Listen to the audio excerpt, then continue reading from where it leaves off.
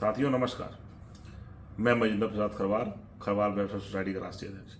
साथियों, मैंने ग्रुप में लिखा था कि मैं जल्दी आप लोगों को अवगत कराऊंगा कि खरवार वेलफेयर सोसाइटी जातिगत समस्या को लेकर अभी तक क्या किया और अब क्या कर रही है। तो मैं आप सबके सामने उपस्थित हूँ। साथियों, मैं बताना चाहूँगी, बड़े जोश से हमने कहा था कि 2023 में इस समस्या का समाधान करा लेंगे, क्योंकि सामने इलेक्शन है। क्योंकि केंद्रीय कुछ मंत्रियों ने हमें कहा था कि अगर इलेक्शन से आप लोग पहले करा लेंगे तो बहुत अच्छा होगा, ना था पता नहीं आगे क्या होगा। तो हम लोग भी बड़े जोर शोर से हम लोग इस समस्या का समाधान कराने में लगे हुए हैं। हम लोगों ने केंद्रीय मंत्रियों से भी मुलाकात करी, राज्य के मंत्रियों से भी मुलाकात करी। आप लोगों ने देखा भी होगा, समय समय व्हाट्सएप पे हम लोग फोटो भी डालते भी रहते हैं। साथियों, हम लोगों ने इस समस्या का समाधान के लिए 3 रास्ते अपनाए थे। एक तो मंत्री, दूसरा प्रशासन और तीसरा कोर्ट। तो हम पहले मंत्रियों के थ्रू हम लोग मंत्रियों के पास हम अपनी समस्या को लेकर गए, हमें उन्हें अवगत कराया और वो भली भांति अवगत भी हैं। और उन्होंने कहा भी है कि हम लोग कोशिश कर रहे हैं कि कैबिनेट से आप लोगों का पास हो जाए। दूसरा रास्ता था प्रशासन के थ्रू। हम लोग बड़े जोर शोर से, बड़े दम खम से हमने प्रशासन के मुख्य अधिकारियों से बातचीत वार्तालाप शुरू करी। हर तरह से कोशिश करके हमने अपने समाज के लिए पॉजिटिव लेटर लिखवाए।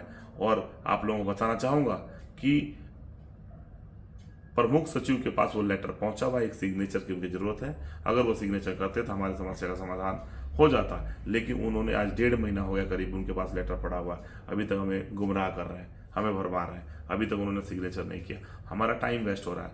हम लोग मुख्यमंत्री योगी जी से भी मिलने के लिए प्रयासरत हैं। हम लोगों ने कई सारे अप्रोच कई तरीके से हमने लगाए भी हैं। उनके ओएसडी से भी बातचीत चल रही है।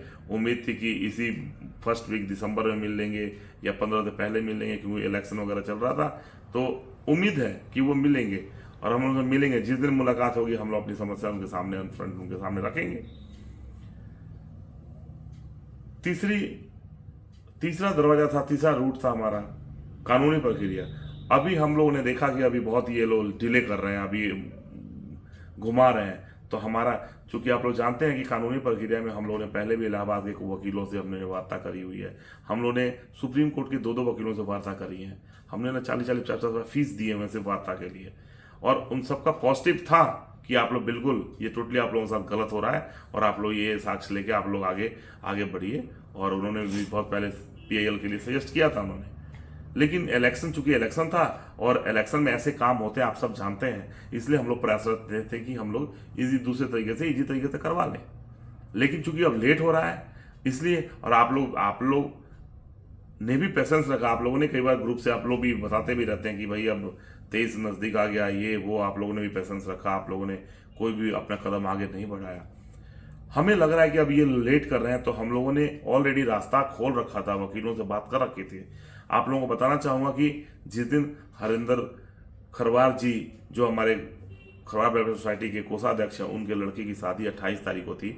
हम लोग 27 तारीख को यहाँ से दिल्ली की टीम गई थी और इलाहाबाद में जाके 27 तारीख को वकील से मिलके पूरी पीआईएल की प्रक्रिया हमने शुरू कर दी है। हमने सारे साक्ष्य 27 तारीख को जमा कर दिए हैं और आप लोगों को बताऊं कि कानूनी प्रक्रिया हमने स्टार्ट कर दी है। वो भी दरवाजा हमने खोल दिया है, खटखटा दिया है। और जल्दी आप लोगों को व्हाट्सएप के माध्यम से अवगत कराते रहेंगे आप लोगों को क्या हो रहा है, कैसे हो रहा है।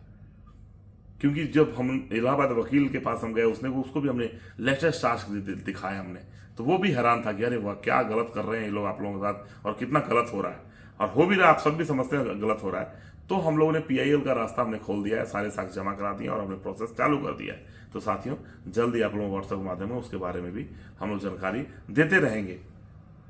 साथियों, एक बात मैं कहूँगा कि देखिए, मेरे मन की बात है कि अभी हमारे जो भाई जॉब कर रहे हैं बहुत परेशान हो रहे हैं, बिल्कुल हो रहे हैं परेशान। हमें वार्ता उनसे बातचीत होती है, बहुत तकलीफ में है। कईयों के स्कूटनी कमेटी बैठे, कई सस्पेंड, कई प्रधान, बहुत सारी समस्याएं आ रही हैं। हमें पता है समाज हमारा बहुत तकलीफ में है।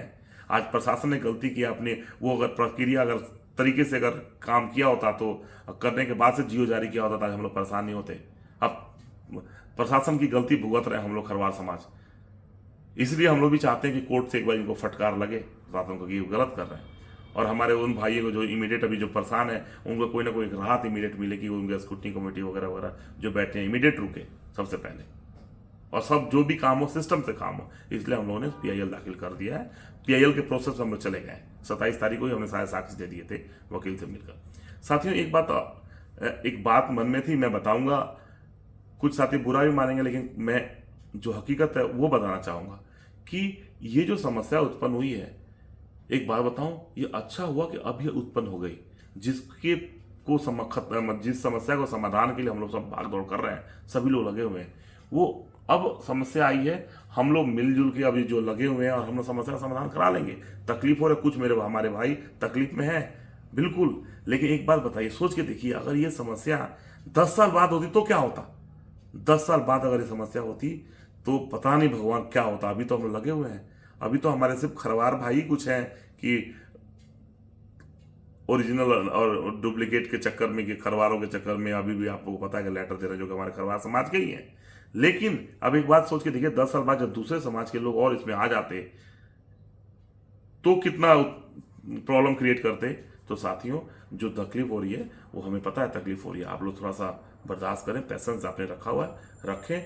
हम लोग हर तरह से कोशिश कर रहे हैं, कोर्ट में भी हम लोग किसी भी एंगल से पीछे नहीं हटेंगे, हर एडी चोरी का जोड़ लगा देंगे, हम लोग कहीं भी पीछे नहीं हटेंगे। आप सबके साथ की जरूरत है, आप लोग पेशेंस जैसे रखें, पेशेंस रखें। धन्यवाद, नमस्कार।